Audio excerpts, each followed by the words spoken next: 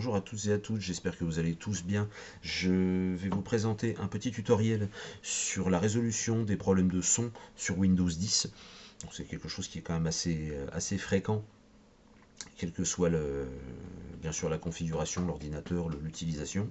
Donc on va commencer par créer un point de restauration au cas où.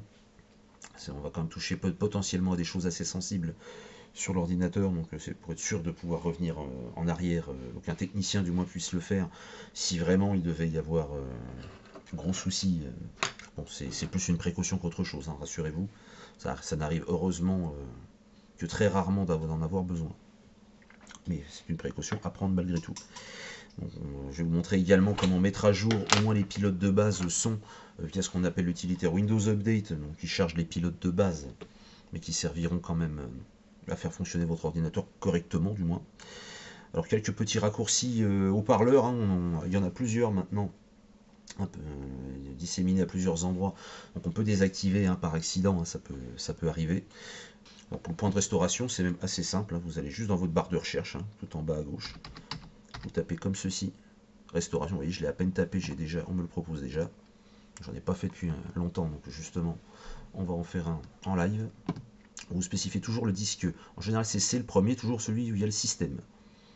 Alors vous faites créer, moi en général je mets toujours la date du jour, comme ça on sait à peu près quand on redémarre l'ordinateur via un petit logiciel bien particulier de quand date la dernière restauration. Donc par exemple vous pouvez restaurer ça soit avec l'utilitaire associé dans Windows que je présenterai dans un prochain tutoriel, soit directement par une clé, ce qu'on appelle une clé bootable. Donc ça pareil, je vous ferai une vidéo également là-dessus. Bon, il a déjà été créé, selon les configurations c'est toujours plus ou moins rapide. Alors pour Windows Update c'est pareil, c'est assez simple, vous retournez directement ici. Là vous voyez, je sais même pas, à peine taper Windows, vous pouvez rechercher les mises à jour par exemple, hein, ça peut suffire. Vous pouvez rechercher les mises à jour. Vous voyez par exemple là j'ai une mise à jour à faire directement qui se présente en général juste ici. Les facultatives, vous pouvez toujours bien sûr les faire, hein, ça optimise en général bien votre matériel. Bon, je vais lancer la mienne directement. Vous pouvez cliquer juste ici aussi, l'historique des mises à jour. Voilà, donc là vous avez le détail de tout ce qui a été installé. Bon, vous voyez, mise à jour de sécurité notamment. Hein. Le cumulatif, vous voyez, pour les systèmes 64, ça optimise en général le fonctionnement de l'ordinateur. NetFramework en général très important. Également, ça va faire la passerelle entre tous vos pilotes, notamment graphiques. Je vous le dis pour information, vu qu'on passe devant. Mise à jour de pilote, vous voyez finalement, alors là pour le processeur, les autres mises à jour. Alors vous remarquerez que justement il n'y a pas forcément de pilote son. Là, les miens, ceux de base suffisent très bien, ils n'ont pas été mis à jour. Mais je vais vous montrer quand même comment aller chercher ça à la main entre guillemets dans le panneau de configuration notamment. Donc ça c'est pareil, vous retrouvez toujours au même endroit. Hein. C'est un panneau de configuration. Je vais vous présenter surtout les menus son. Vous allez dans matériel et audio, son. Donc déjà vous pouvez regarder ceci. Si votre périphérique par exemple, c'est bien le bon est sélectionné par défaut. Et vous faites un simple clic droit. Vous voyez là par exemple là je vais le désactiver et je vais l'activer pour vous montrer. Il faut bien vous ayez cette petite icône verte juste ici là. Donc pour tout ce qui est microphone également, vous voyez là, enregistrement. Donc là on le voit, on voit ma voix, on voit la petite barre qui progresse, ça veut dire que déjà, vous avez déjà ça, c'est que votre microphone est bien réglé. Du moins qu'il est détecté, à proprement parler. Donc on va passer maintenant à autre chose. Alors pour ce qui est des icônes de contrôle et de volume de son, c'est assez simple, je vous l'ai présenté avant qu'on aille s'occuper effectivement du gestionnaire de périphérique et du panneau de configuration.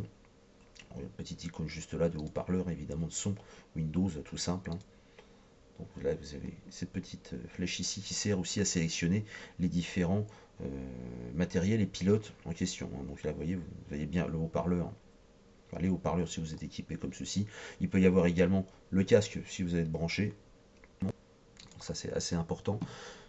Petite chose toute simple, hein, je vous le présente parce que sur YouTube on l'oublie parfois, mais par exemple si vous allez directement dessus, vous lisez un contenu, On va en prendre un au hasard. Simplement de laisser le volume comme ceci. Vous voyez. Ça m'est déjà arrivé de le laisser par accident. Vous voyez, vous avez juste à le réactiver comme ceci et après à lancer votre vidéo. Donc par défaut, ça peut arriver que vous l'ayez laissé comme ceci, ce qu'on appelle en mode muet, ce que je vous ai montré tout au début, juste ici. Alors, on m'a également fait part de plusieurs problèmes de son, notamment à la sortie de mise en veille de certains appareils.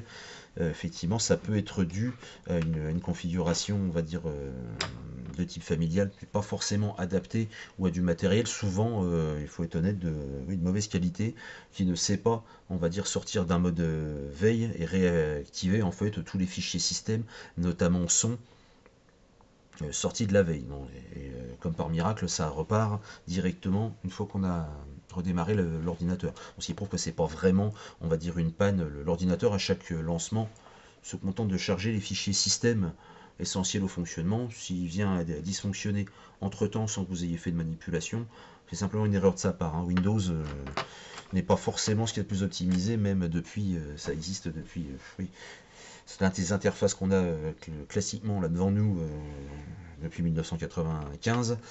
C'est connu pour pas être spécialement optimisé du tout. Mais c'est ce qu'il y a de plus courant, on va dire, et de plus polyvalent malgré tout. Donc je vais vous montrer une dernière petite manipulation, si vraiment, alors là c'est vraiment uniquement en cas de dernier recours, et c'est quelque chose que je vous conseille pas forcément, mais que je montre, on va dire, aux usagers les plus avancés. Alors quand vous avez un pilote quelconque qui vraiment, imaginons que vous avez installé quelque chose de trop récent qui finit par vous causer plus de problèmes qu'autre chose, vous faites bien votre point de restauration avant et vous faites ceci. Votre contrôleur, vous pouvez aussi directement, plutôt que de rechercher les modifications matérielles, vous appuyez juste sur le petit triangle juste ici, vous le sélectionnez. Vous pouvez soit le désactiver temporairement, ce qui n'est pas forcément utile, mais ce que vous pouvez faire c'est le désinstaller et vous redémarrez votre ordinateur. Il va vous recharger directement les fichiers système de base.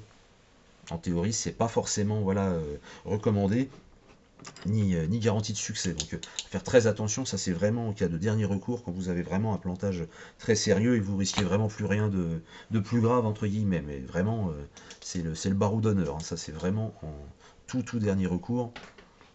À ne pas faire d'emblée, ça peut provoquer quand même quelques problèmes assez sérieux. Donc je vais montrer également comment gérer la mise en veille, parce qu'il y a une petite technique en fait simplement pour contourner on va dire le problème dont je vous parlais pour la sortie de mise en veille, l'absence de son du moins en sortie. Vous tapez simplement alimentation, choisir mode d'alimentation. En fait on va simplement désactiver la sortie de la veille, enfin la veille en fait à proprement parler. Donc ce qui électriquement consomme finalement très peu. J'ai fait le calcul avec un ami, ça va lui. Voilà, imaginons qu'il s'en serve 10 heures par jour, le mode veille désactivé. Bon voilà, ça va augmenter sa facture d'électricité de 47 € par an. Voilà, vous êtes seul juge. Donc voilà, vous avez les différents modes d'utilisation. Vous pouvez le laisser en normal, parce que c'est vrai que je vous conseille pas forcément de le mettre en économie d'énergie. Performance élevée, il y a rarement une grosse différence. Voilà. Après ça peut bousiller en fait votre alimentation. Moi j'en ai endommagé une comme ça à force de jongler entre normal énergie. Il y a certaines qui supportent malheureusement pas. Mais ce qui va nous intéresser beaucoup plus, c'est modifier les conditions de mise en veille de l'ordinateur. Juste ici, donc, vous voyez, moi je les ai mis sur jamais. Matériel, ça fonctionne bien quand ça tourne en continu.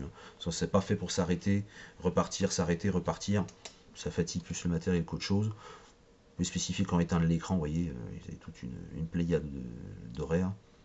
Mettre l'ordinateur en veille, jamais. J'ai mis jamais parce que c'est vrai que les disques durs, ces mécaniques, n'aiment pas vraiment s'arrêter, repartir non plus.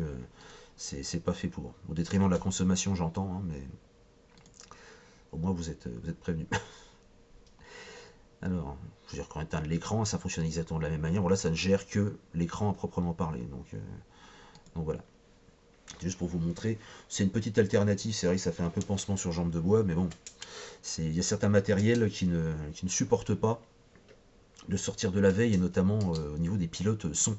Alors là en plus c'est que dans ces cas-là, ça arrive même quand les pilotes sont à jour, même quand la configuration n'est pas défaillante, même quand il n'y a pas de panne matérielle. Vous avez certaines configurations peu performantes d'entrée de gamme qui malheureusement conservent le défaut sous Windows. Donc, je voulais simplement vous en alerter. Et voilà, j'espère que ce petit tutoriel vous aura été le plus utile possible. Et n'hésitez pas, si vous avez d'autres questions, à passer sur le forum directement du blog. Allez, à très bientôt.